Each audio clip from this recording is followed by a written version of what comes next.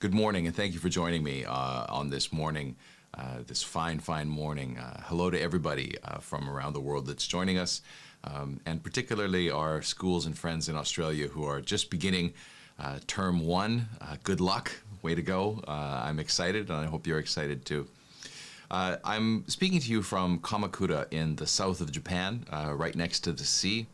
It's a very special little town, and I'll tell you a little bit more about it as we go along today.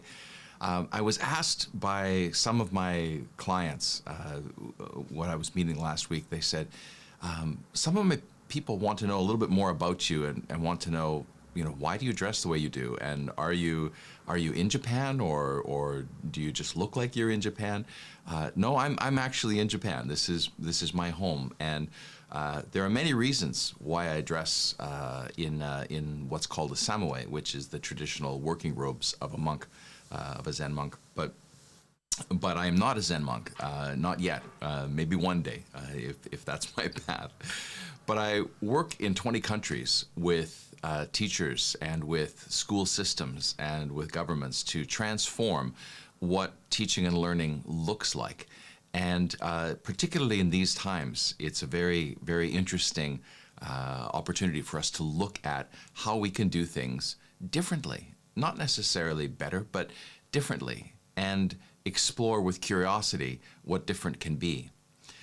So I've written 11 books, and so somebody asked, well, are you a guru? And well, I hope not. That sounds like a lot of responsibility. I don't want to be anybody's guru, but I do want to share with you the things that I learn and the things that I've shared with other schools around the world, and maybe we can find a way forward to do what's best for our learners.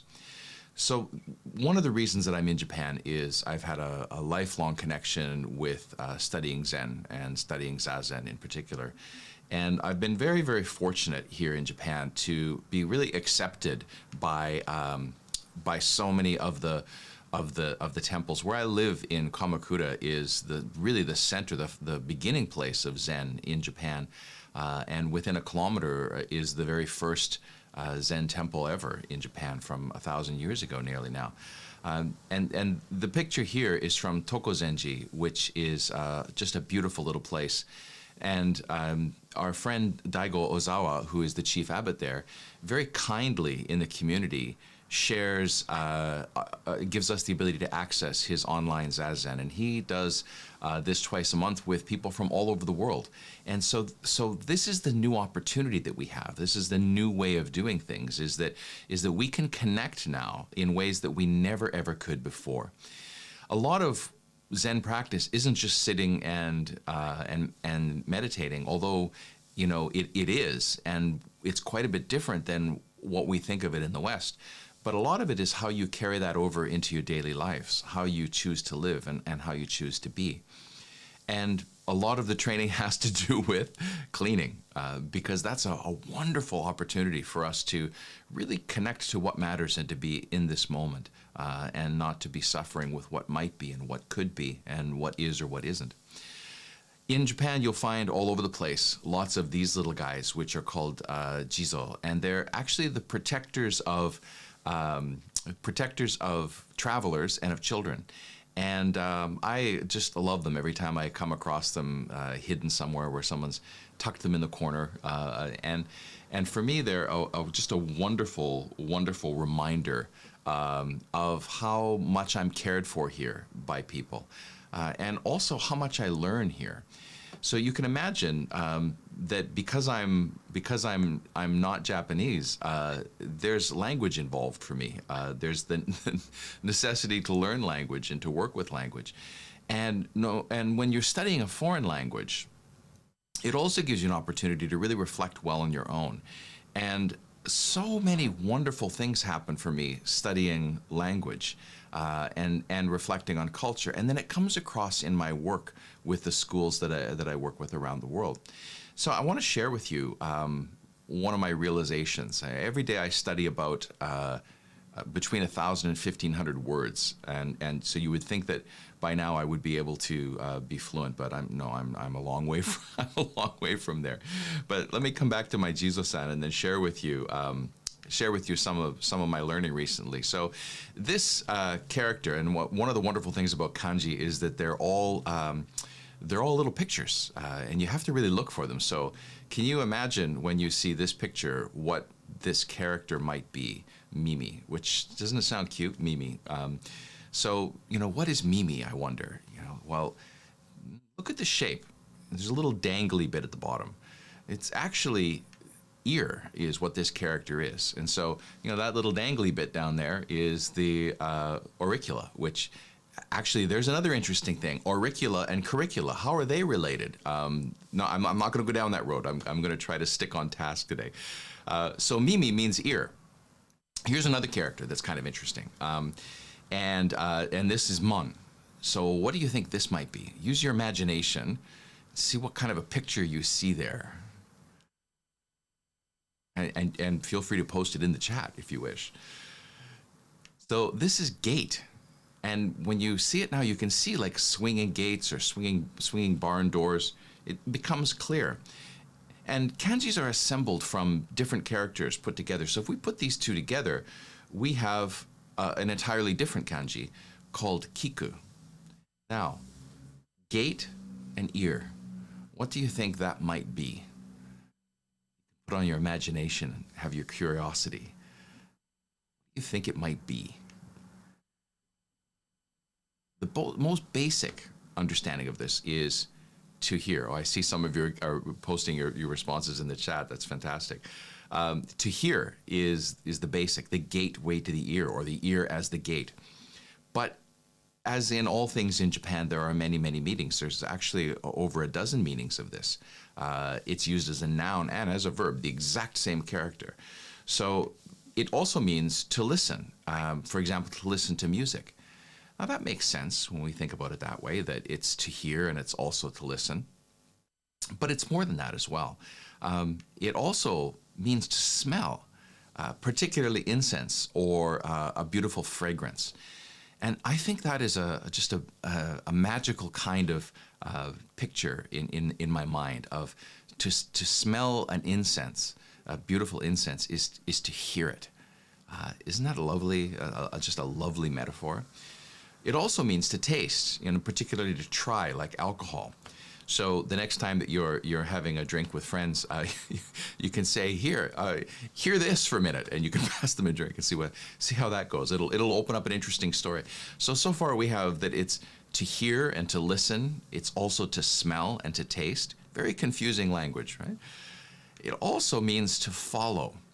And to follow intently and deeply, like to really follow the advice or the recommendation or the information that you're given.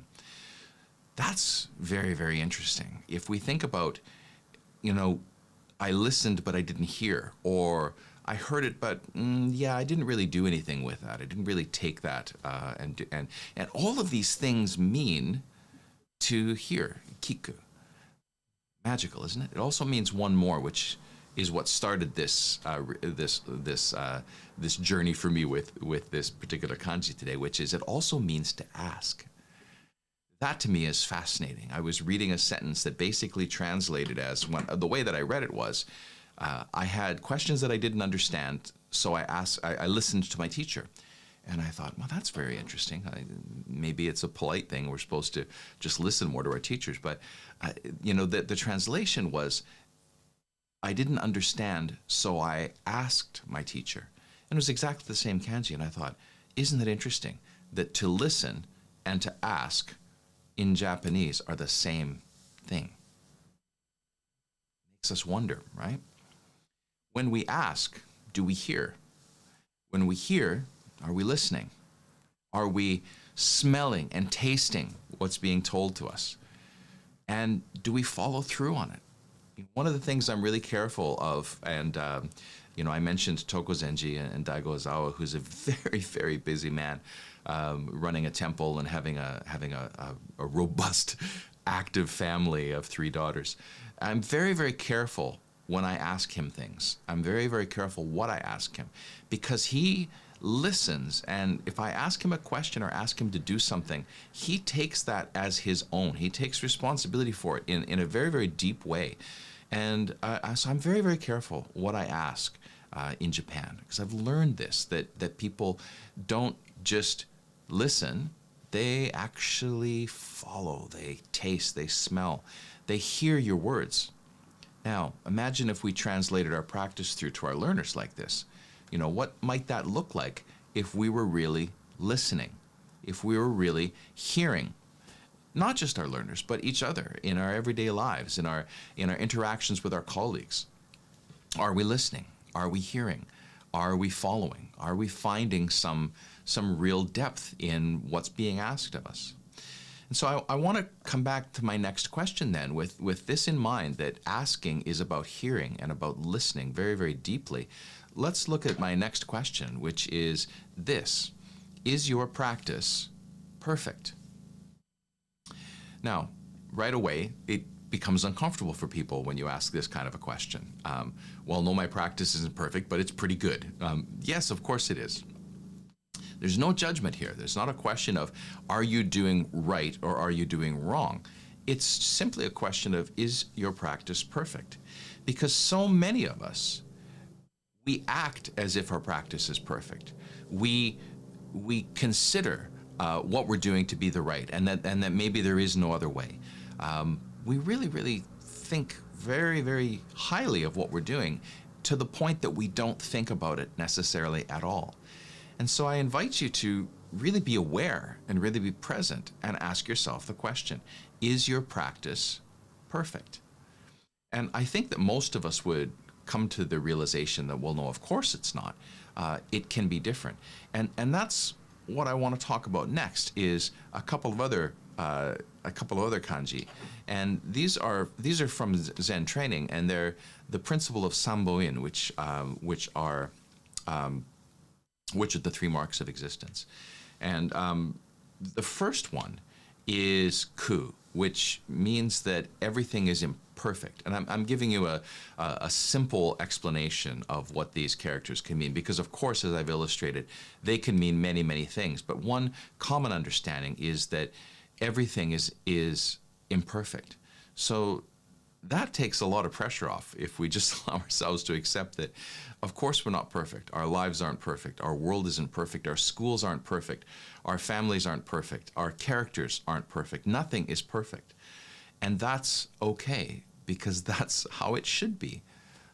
That would then allow us to understand, if it's not perfect, then it also brings us to this character, ku, which one of the understandings of this is about incompletion. It's about emptiness. It's about void, and it's about the bits that are missing.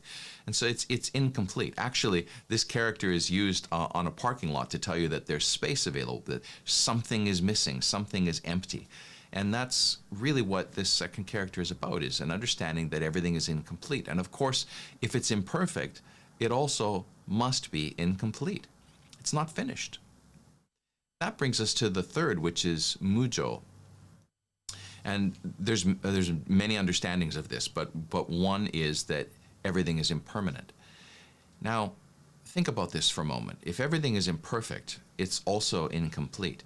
If it's incomplete, it means it's going to change, and therefore it's impermanent.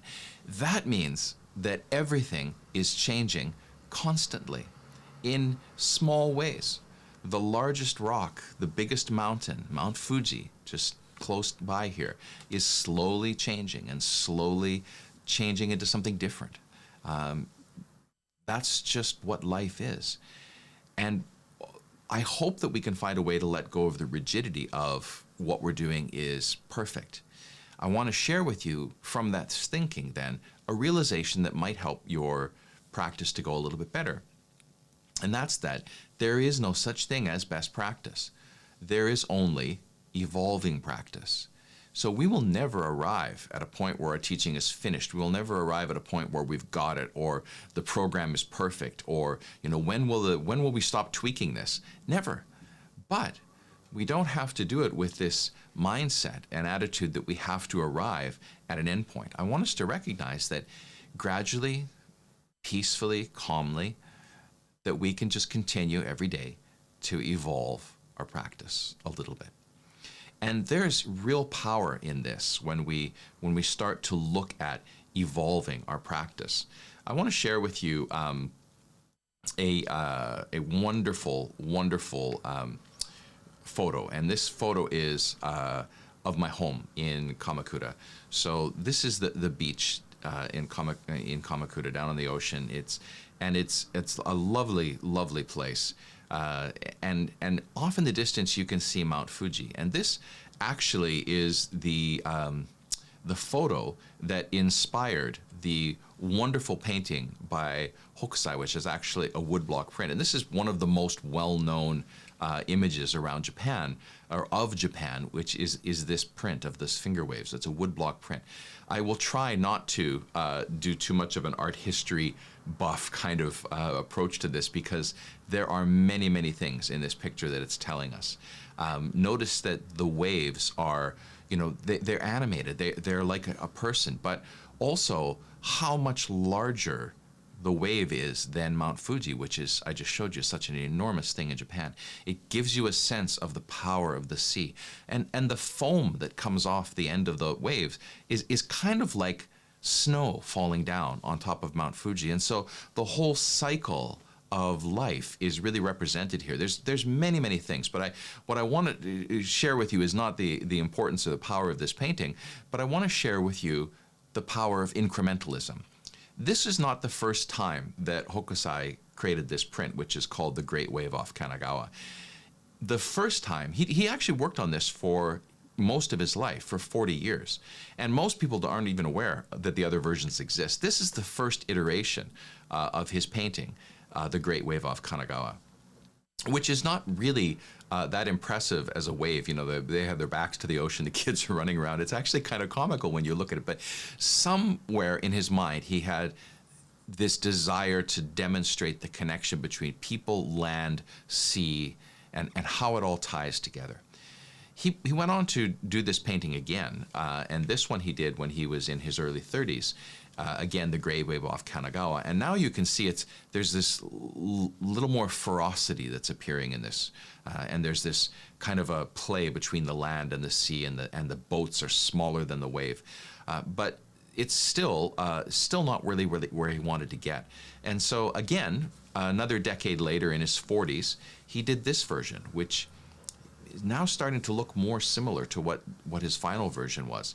You can see now that the land is still larger than the ocean. It extends from horizon to horizon. So we still have a sense that the land is bigger than the sea.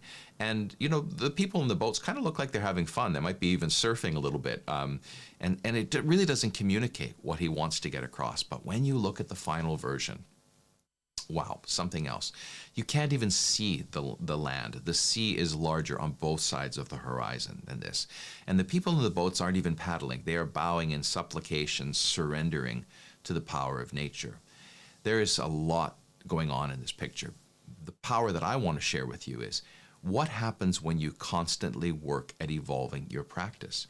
If he had been satisfied with just his first print, his first version of it, we would never know who he is today. But his relentless desire to just constantly, incrementally improve upon an idea is what led to the greatness of that bit of work. And that's the important message. The next thing that I want to talk to you about today is this question. I'd like you to think about it, and feel free to post the answers in the chat. Who is responsible for the learning in your classroom and in your school? I've asked this question many, many times around the world, and it's very interesting to see the answers that come. Some of us will say that the teacher is responsible for it ultimately. The department's checking to make sure that the work has been done. Or some of us might say that it's actually the principals, or it's actually the government, or it's the parents. Some of us might even say it's the students. And we would enter into a very rich and robust debate and discussion and perhaps argument around this. Who is actually responsible for the learning? Let me change the question slightly. If I take out in your classroom and school, and I just ask you this question, who's responsible for the learning in your life? Now that question changes somewhat for you. We start to think about who it is that is responsible for the learning in our life. And of course, it's us, ultimately. Why should it be any different with school? Learning is actually the process of acquiring new understanding, knowledge, skills, beliefs, attitudes, preferences. All of this is what learning is, a process of acquisition. And it continues from our birth right until the end of our lives. It's a constant interaction with our environment. And there's the clue for what our role is in education, is in sculpting that environment and actually providing the opportunity for those interactions. And that's what happens in the Future Focused Learning Network, is we give you the opportunity to be connecting and be working with other people that are doing this work. I really want us to think about education and about learning more in this way. We shouldn't see learning as the outcome of teaching, but rather allow teaching to become a mindful response to the learning.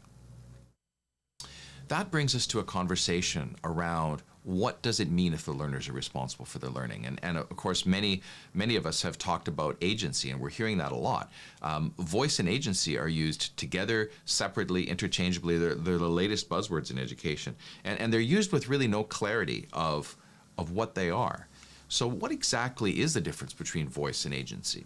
I want to make it very clear for you in a very simple way. If I was to put it into one sentence that would help us to work and to understand this, here's what I would want us to know. That when learners have voice, they have a vote. When they have agency, they have autonomy. Autonomy is something completely different. Autonomy is being responsible for their learning in their lives. Autonomy is being responsible in every aspect of it. That becomes a very uncomfortable thing for us to do. How do we get there? How do we make this happen? How do we move from a cycle of teaching as talking to a cycle of learning as autonomy? That's the big focus of what this work is in the Future Focused Learning Network, is to support teachers to accomplish this and systems to accomplish this. Let's just look at this very interesting fact here that I want to share with you. 2 years ago, I left Australia, and that was the last time I was on an airplane, really.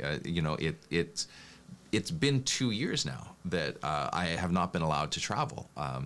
And when remote learning and when coronavirus first started, I watched as a lot of my clients were putting together 3-week homework packs and saying, well, that'll solve it.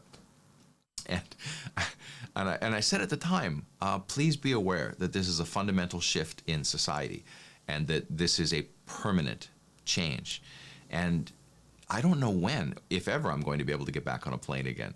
But I do know that I can still find ways to connect today in this climate, and that perhaps in some ways they're better. But what remote learning did was, I mean, within a matter of a few weeks, 90% of the total enrolled learners were just sent home. Like, school was out, it was done.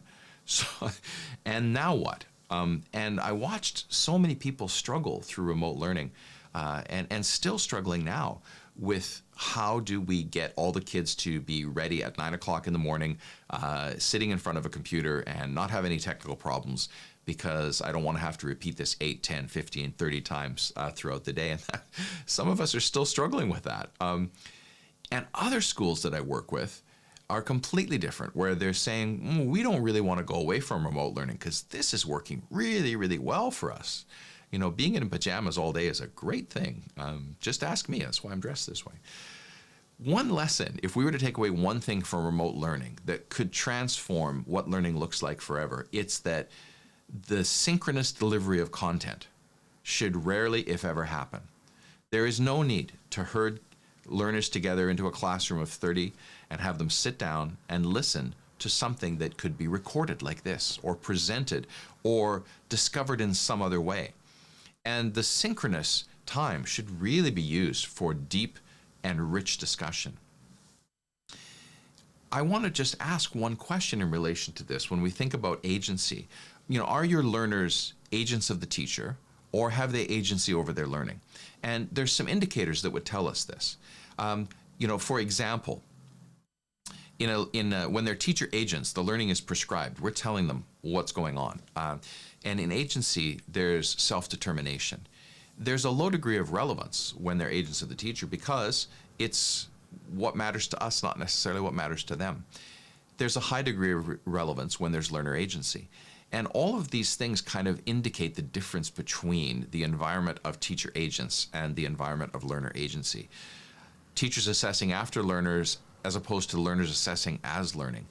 Learners and mentors discuss as opposed to teacher stock and students listen. There's knowledge delivery as opposed to knowledge creation. And it's largely single discipline when we're dealing as teacher agents, where it's transdisciplinary and even transcends disciplines as we look at agency. And that means that it's self-regulated as opposed to controlled.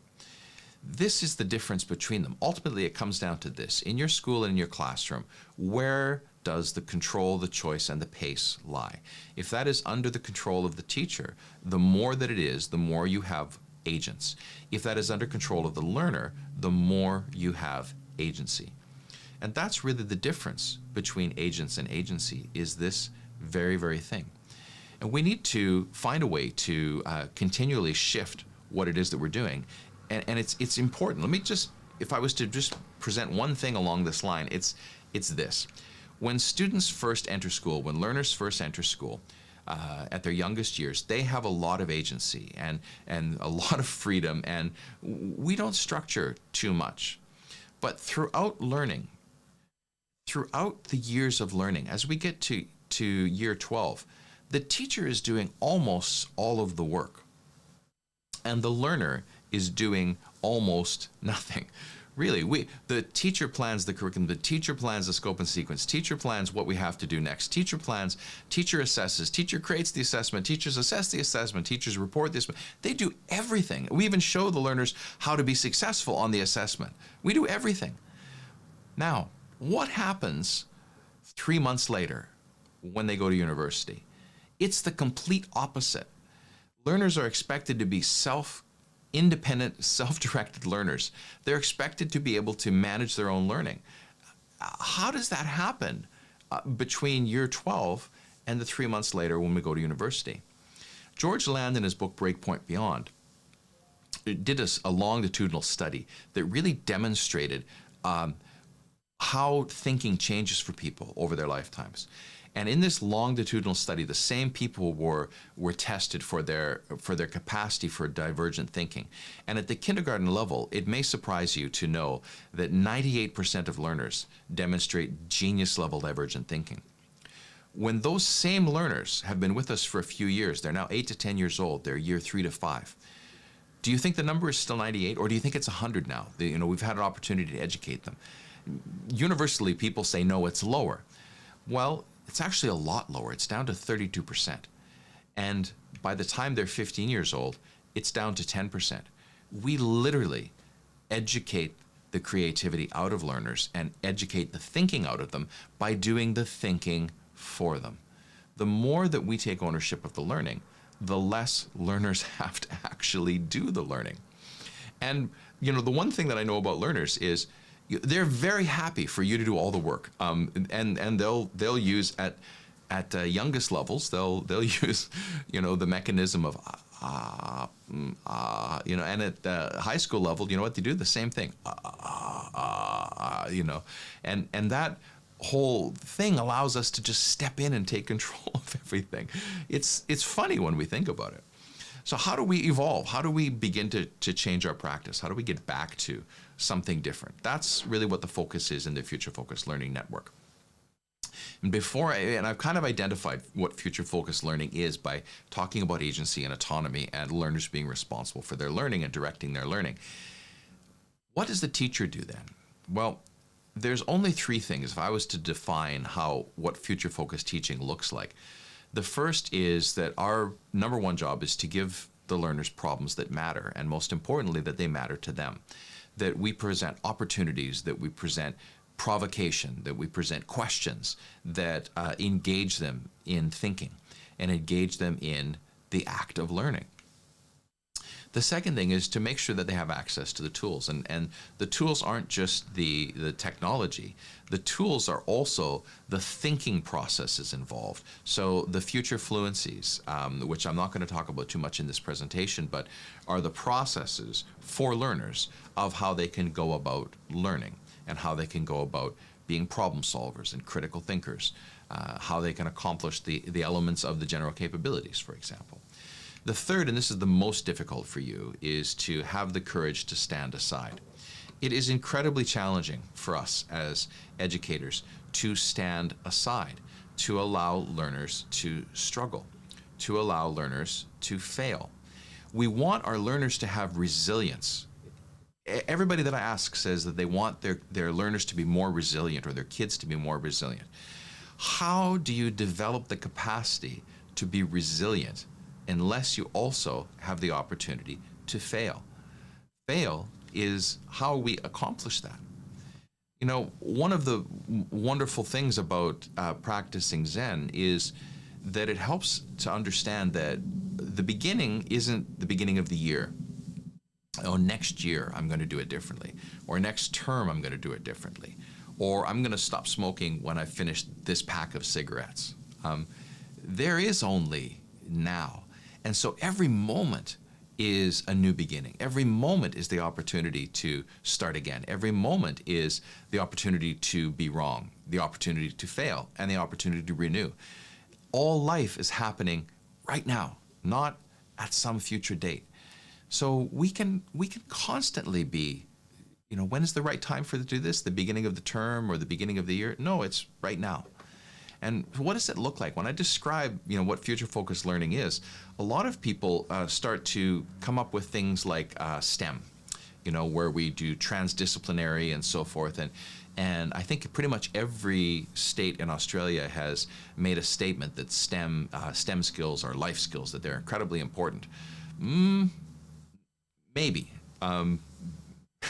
It's just at the risk of irritating more people, I'm sorry. Please remember, here, Kiku, it's about hearing and listening and going very deeply, smelling and tasting the questions as they come forward. You know, a few years ago, the Washington Post reported a study that Google had done called Project Oxygen, I think, and it was a look at all of the successful teams in Google from the very beginning to see what it was that made them successful. And here's what they found.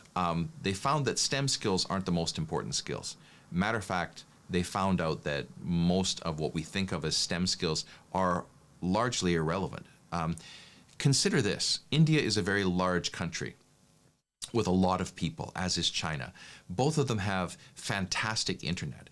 And pretty much everybody in India, it seems, is learning to be a coder and is going to school to be a programmer.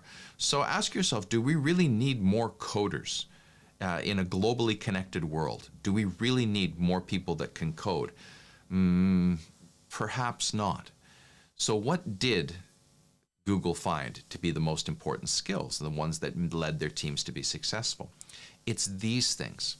It's the capacity to communicate and to listen well, which is how we started, about having empathy and being supportive, about being a critical thinker and a problem solver, and about being able to make connections within complex ideas, which is what divergent thinking is.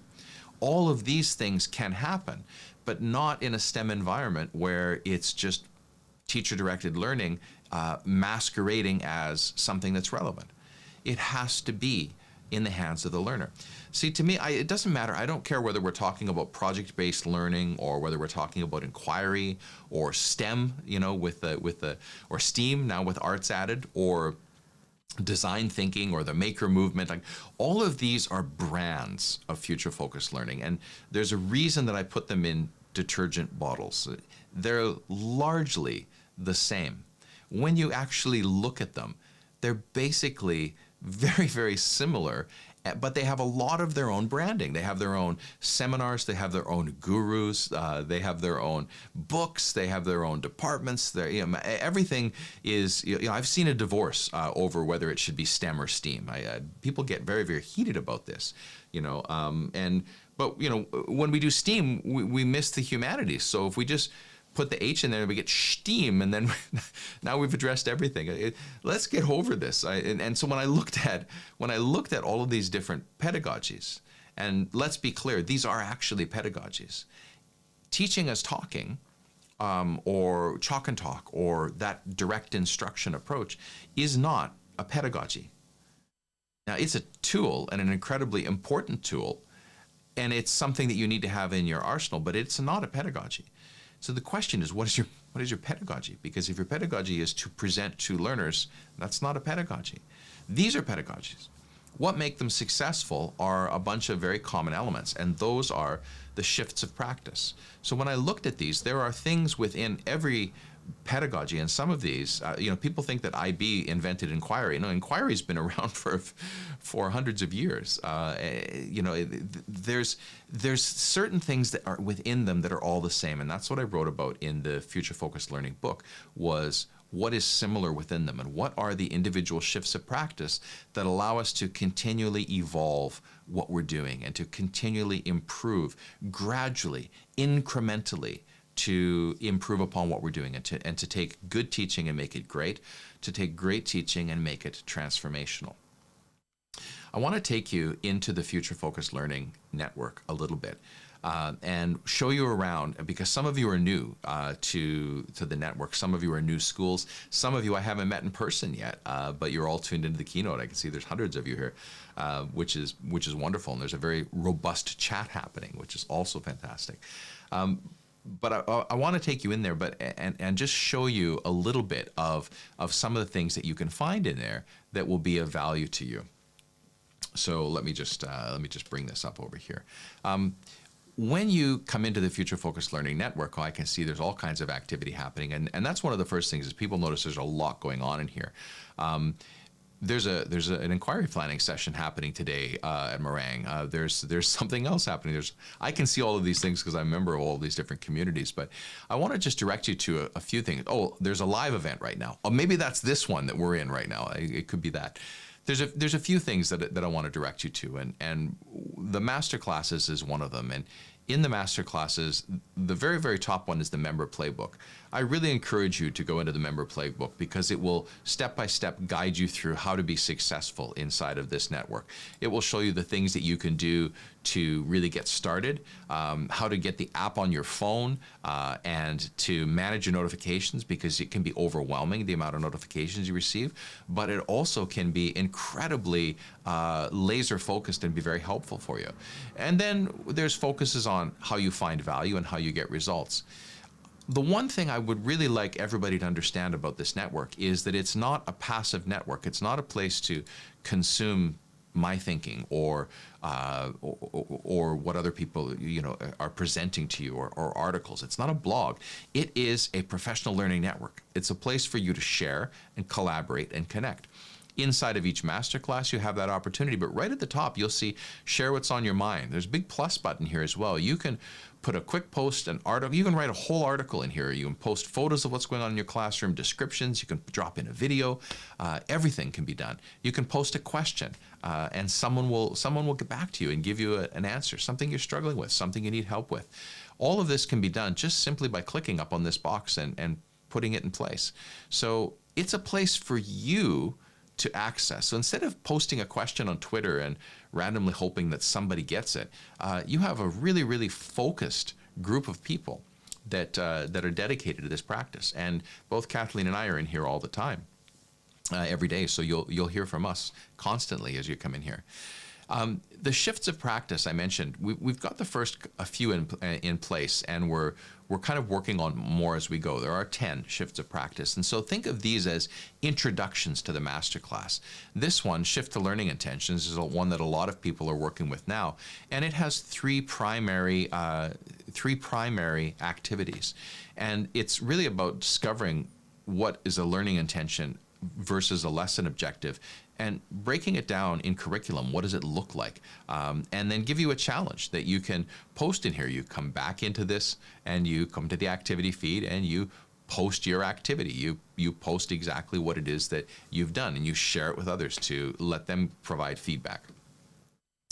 There's 3 of them in here, and once you've had an opportunity to go through this, the next step is the Learning Intentions Masterclass. And so each one of these things are, think of Inception. They're little tiny communities inside of the bigger network. And the Learning Intentions Masterclass is incredibly robust and active. There's been over 1,000 people in here. So, when you come into the activity feed in the Learning Intentions Masterclass, you can actually look at the answers that nearly 1,000 people have put in place. So you'll be able to come in and see, in relation to each of the challenges, where exactly people are and what it is that they think they want to do next. So much learning can happen through this.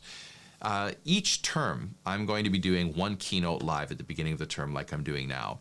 And then I'm also going to be teaching a masterclass live. And this term, it's going to be the Learning Intentions Masterclass. So for many of you, a really good opportunity is to spend the next 2 or 3 weeks going in your PLCs through that, the shift to Learning Intentions, so that you're ready for the Learning Intentions Masterclass. How you access these is inside of your individual school community. So if you are a member of a school, and I've just brought up Evelyn Scott's school here without permission, sorry, Jackie, but a good example is that right here is the access to all of the master classes. So this is what gives you free access as opposed to having to pay for it. And inside of your school community is a private place for you to have your conversations. Anything you post inside of the network is there for everybody to share and to comment and to enjoy. And anything that's posted in your school is only visible by people in the school. Same with the master classes. If you post inside of a master class, it's visible only to that master class. All of these are incredibly powerful things that will help you to really transform what your teaching and your learning looks like.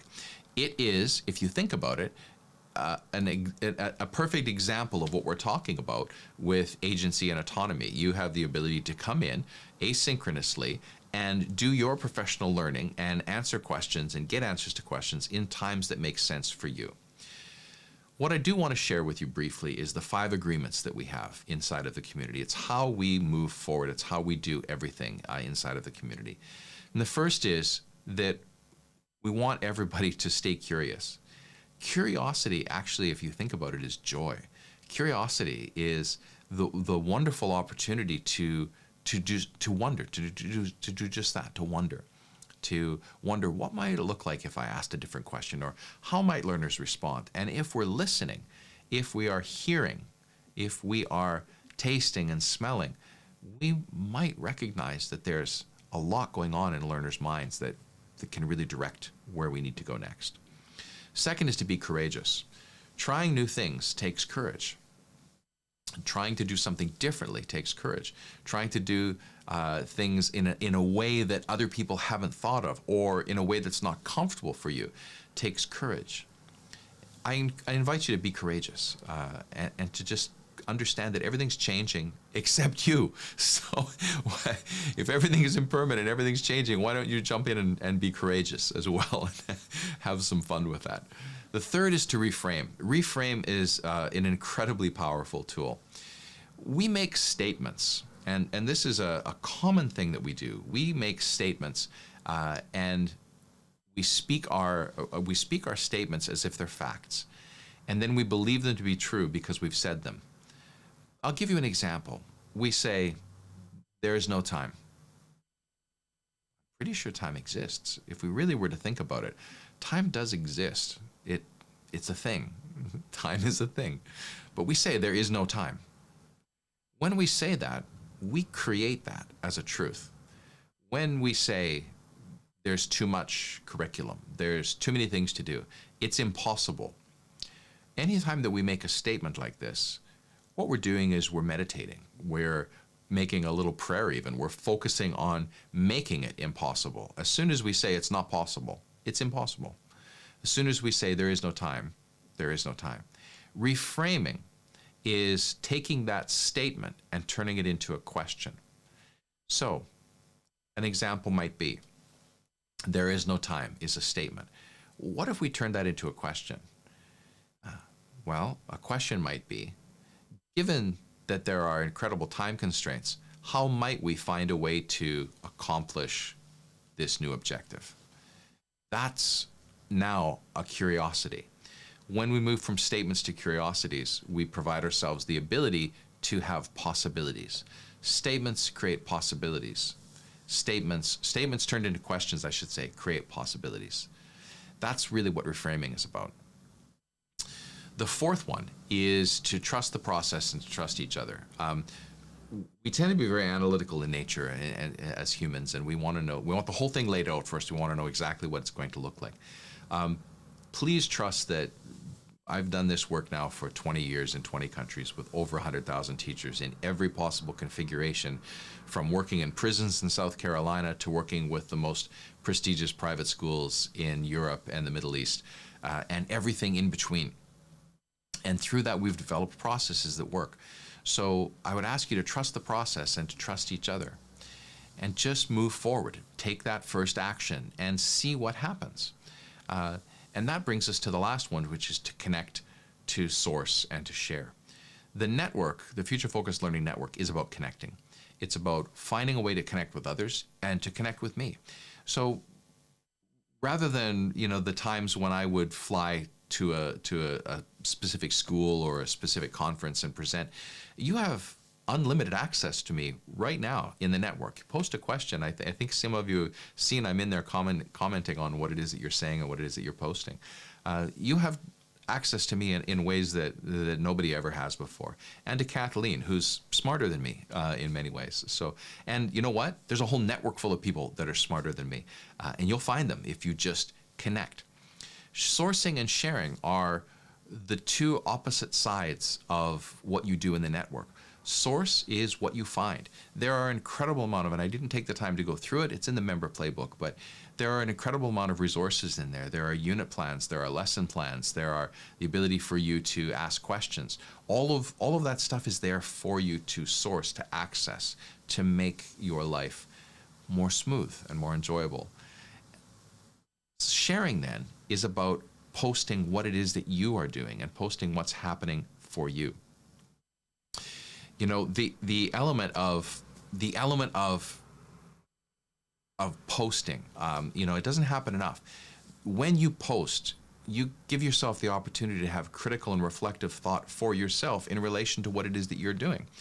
Not only the ability for other people to give you feedback, but the ability for you to question yourself as well. I want to leave you with a couple of thoughts. The first is this.